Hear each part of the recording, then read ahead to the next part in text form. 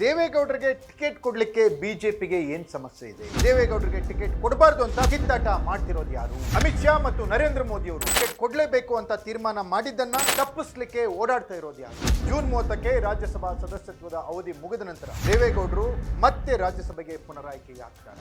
ದೇವೇಗೌಡರಿಗೆ ಅಡ್ಡಗಾಲನ್ನ ಹಾಕ್ತಾ ಇರೋದು ಯಾರು? ಬೆನ್ನಿಗೆ ಚೂರಿಯನ್ನ ಹಾಕ್ತಾ ಇರೋರು ಯಾರು? ಬೆನ್ನಿಗೆ ಚೂರಿಯನ್ನ ಹಾಕ್ತಾ ಇರೋರು ಯಾರು? ಬೆನ್ನಿಗೆ ಚೂರಿಯನ್ನ ಹಾಕ್ತಾ ಇರೋರು ಯಾರು?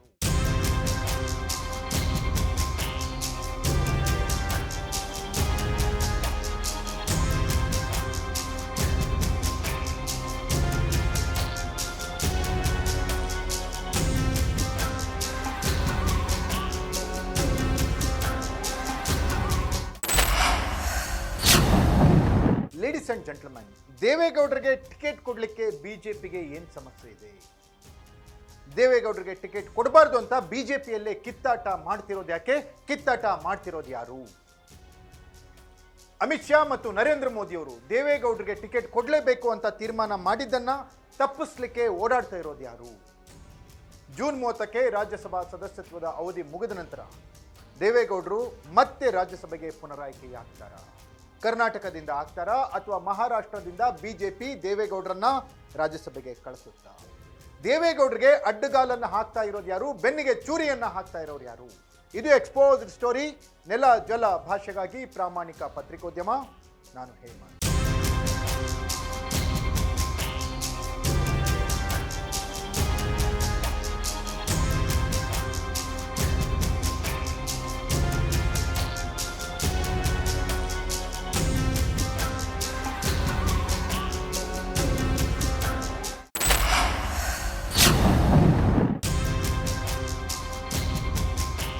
ಎಸ್ ವೀಕ್ಷಕರೇ, ಮಾಜಿ ಪ್ರಧಾನಿ, ಜೆಡಿಎಸ್ನ ವರಿಷ್ಠರು, ಕರ್ನಾಟಕದ ಹಿರಿಯ ರಾಜಕಾರಣಿ ಎಚ್ ಡಿ ದೇವೇಗೌಡರಿಗೆ ರಾಜ್ಯಸಭೆ ಅವಧಿ ಇದೇ ಜೂನ್ 30ಕ್ಕೆ ಮುಗಿಯುತ್ತೆ. ಜೂನ್ 30ರ ನಂತರ ಮತ್ತೆ ರಾಜ್ಯಸಭೆಗೆ ಹೋಗಬೇಕು ಹಿರಿಯ ಜೀವ ಅನ್ನೋದು ಕೋಟ್ಯಾಂತರ ಕನ್ನಡಿಗರ ಹಾರೈಕೆ ಮತ್ತು ಭಾವನೆ ಕೂಡ. ಆದರೆ ಜೆಡಿಎಸ್ಗೆ ಇರುವ ಸಂಖ್ಯಾಬಲವನ್ನು ಗಮನಿಸಿದ್ರೆ ದೇವೇಗೌಡರು ರಾಜ್ಯಸಭೆಗೆ ಹೋಗೋದು ಡೌಟ್ ಅನ್ನುವಂಥದ್ದಿದೆ. ಹಾಗಾದರೆ ಮಿತ್ರ ಪಕ್ಷ ಬಿಜೆಪಿ ಜೆಡಿಎಸ್ನ ಸಹಕಾರದಿಂದ ಕರ್ನಾಟಕದಲ್ಲಿ ಒಳ್ಳೆಯ ಸಾಧನೆಯನ್ನ ಪಾರ್ಲಿಮೆಂಟ್ ಚುನಾವಣೆಯಲ್ಲಿ ಮಾಡಿರುವಂತಹ ಬಿಜೆಪಿ ದೇವೇಗೌಡರನ್ನ ರಾಜ್ಯಸಭೆಗೆ ಕಳಿಸ್ಲಿಕ್ಕೆ ಹಿಂದೆ ಹಾಕ್ತಿದೆಯಾ ಹಾಗಾದ್ರೆ ಅಂತ ಬಿಜೆಪಿ ಹೈಕಮಾಂಡ್, ಅದರಲ್ಲೂ ನರೇಂದ್ರ ಮೋದಿ ಮತ್ತು ಅಮಿತ್ ಶಾ ಅವರಿಗೆ ದೇವೇಗೌಡರು ರಾಜ್ಯಸಭೆಗೆ ಬರಬೇಕು ಅನ್ನುವ ಇರಾದೆ ಇದ್ರೂ ಕೂಡ ಕರ್ನಾಟಕದ ಬಿಜೆಪಿ ರಾಜಕಾರಣಗಳು ಯಾಕೆ ದೇವೇಗೌಡರಿಗೆ ತೊಡರುಗಾಲನ್ನ ಹಾಕ್ತಾ ಇದ್ದಾರೆ? ಅಷ್ಟಕ್ಕೂ ದೇವೇಗೌಡರು ರಾಜ್ಯಸಭೆಗೆ ಹೋದ್ರೆ ರಾಜ್ಯಕ್ಕೇನು ಲಾಭ, ಹಾಗೆಯೇ ಜೆಡಿಎಸ್ಗೇನು ಲಾಭ, ಜೆಡಿಎಸ್ ಜೊತೆಗಿದ್ರೆ ಬಿಜೆಪಿಗೇನು ಲಾಭ ಅನ್ನೋದನ್ನ ನೋಡೋದಾದ್ರೆ ಎಲ್ಲವೂ ಸುಸೂತ್ರವಾಗಿ ನಡೀತಾ ಇರುವಂತಹ ಸಂದರ್ಭದಲ್ಲೇ ಜೆಡಿಎಸ್ನ ವರಿಷ್ಠ ದೇವೇಗೌಡರಿಗೆ ರಾಜ್ಯಸಭೆಗೆ ಬಿಜೆಪಿ ಟಿಕೆಟ್ ಕೊಡೋದು ಡೌಟ್ ಅನ್ನುವ ವಾತಾವರಣ ಇದೀಗ ನಿರ್ಮಾಣ ಆಗ್ತಾ ಇದೆ.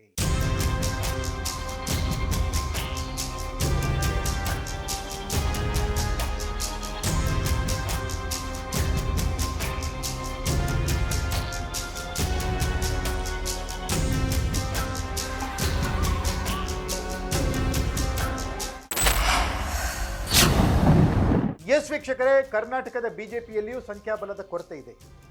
ಹಾಗೇನಾದರೂ ದೇವೇಗೌಡರು ರಾಜ್ಯಸಭೆಗೆ ಹೋಗಬೇಕು ಅಂದರೆ ಪಕ್ಕದ ಮಹಾರಾಷ್ಟ್ರದ ಬಿಜೆಪಿ ಸಹಕಾರ ಪಡೆದು ದೇವೇಗೌಡರನ್ನ ರಾಜ್ಯಸಭೆಗೆ ಕಳಿಸುವಂಥ ಕೆಲಸವನ್ನು ಬಿಜೆಪಿ ಹೈಕಮಾಂಡ್ ಮಾಡಬೇಕಿದೆ.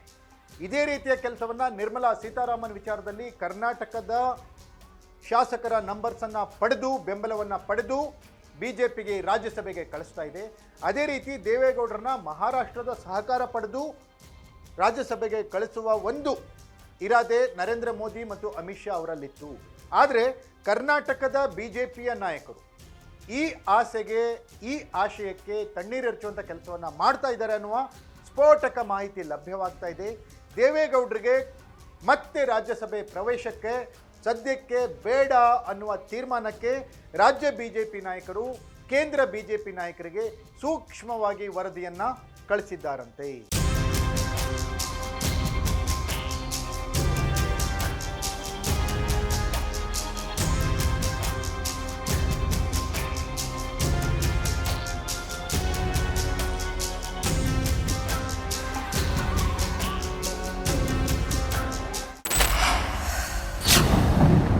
ಎಸ್ ವೀಕ್ಷಕರೇ, ದೇವೇಗೌಡರು ಹಿರಿಯ ರಾಜಕಾರಣಿಗಳು.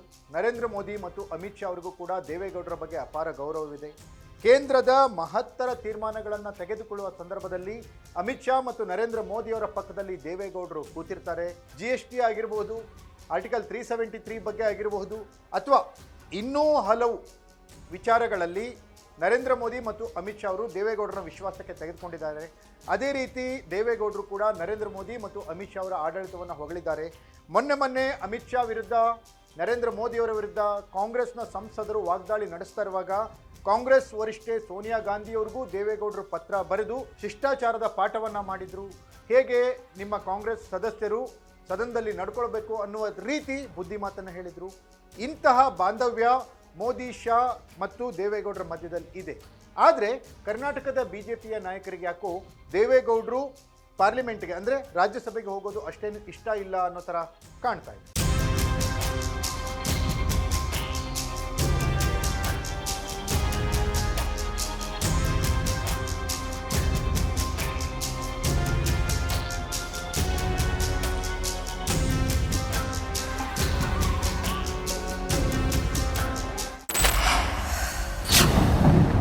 ಎಸ್ ವೀಕ್ಷಕರೇ, ಆರ್ ಅಶೋಕ್, BS ಯಡಿಯೂರಪ್ಪ ಆದಿಯಾಗಿ BJPಯ ಹಿರಿಯ ನಾಯಕರು ದೇವೇಗೌಡರ ರಾಜ್ಯಸಭೆಗೆ ಮತ್ತೆ ಪುನರಾಯ್ಕೆಯಾಗೋದನ್ನು ವಿರೋಧಿಸ್ತಿದ್ದಾರೆ ಅನ್ನುವಂಥ ಮಾತುಗಳು ಕೇಳಿ ಬರ್ತಾ ಇದ್ದಾವೆ.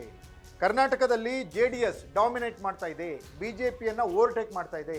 ಇಂಥ ಸಂದರ್ಭದಲ್ಲಿ ಮತ್ತೆ JDSನ ವರಿಷ್ಠರಿಗೆ ರಾಜ್ಯಸಭೆಗೆ ಪ್ರವೇಶ ಕೊಟ್ಟರೆ BJPಯ ಸಂಘಟನೆಗೆ ತೊಂದರೆಯಾಗುತ್ತೆ ಅನ್ನುವ ಮಾತನ್ನು ರಾಜ್ಯ BJP ನಾಯಕರು ಕೇಂದ್ರ BJPಗೆ ಮನವರಿಕೆ ಮಾಡಿದ್ದಾರಂತೆ.